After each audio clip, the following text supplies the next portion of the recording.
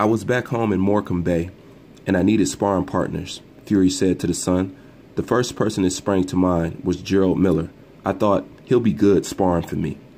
Obviously, I wasn't a world champion at the time. He came over to Morecambe Bay, and we sparred at a local gym. I'm not going to go into too much detail, but I hired him for 2 weeks sparring. I ended up sending him back home after 1 day sparring. I put him down 7 times in the first spar, and I sent him packing back to the USA. Now, this is not the first time that I've heard people have done this to Big Baby Miller. As I recall, the same thing happened to him in the Deontay Wilder camp. They had to send him back. Matter of fact, he had to go to the hospital, claiming that it was hot outside and he was dehydrated.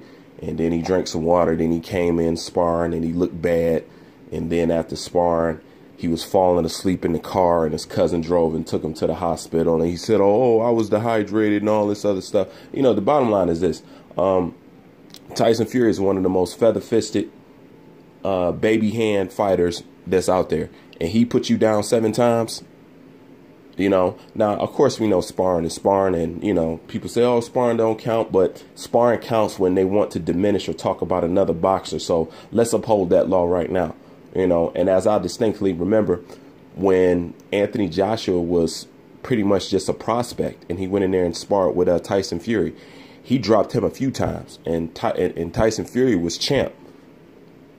You know, I mean, if we just want to keep it on the sparring level. So when it comes to this whole Big Baby Miller thing and people acting like Big Baby Miller actually got a chance to actually rival Anthony Joshua, it's a complete joke. They can't make their mind up whether they want to shoot this guy down and say he's trash, or say, oh, Anthony Joshua, he better watch out because Big Baby Miller's going to give him a fight for his life. You know, it's not that good. You know, he's a big guy that can move good and he got a chin and this and that. And then on the other side of the flip coin, oh, Big Baby Miller ain't shit. He taking these soft-ass opponents, this old easy-ass fight. I mean, at the end of the day, you guys are going to have to make up your mind which narrative you want to settle with.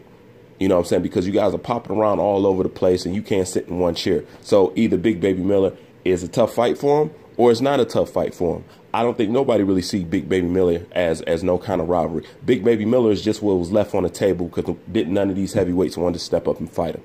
You know what I'm saying? I already made a video on it. I already made a video explaining how I felt about it and what every heavyweight did when it was their time to step up to the plate. And it was ghost and it wasn't nowhere around. So what is he supposed to do?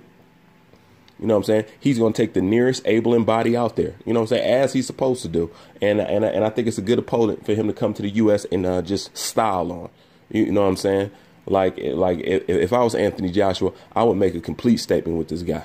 You know what I'm saying? I would butcher this fat pig to death. You know what I'm saying? And hold his head up to the crowd like Conan. You know what I'm saying? No doubt. But anyways, I'm going to leave a link in the description box so you guys can go ahead and check it out. And leave your thoughts in the comment section. Tell me what you think. Bruce Vane, I'm out.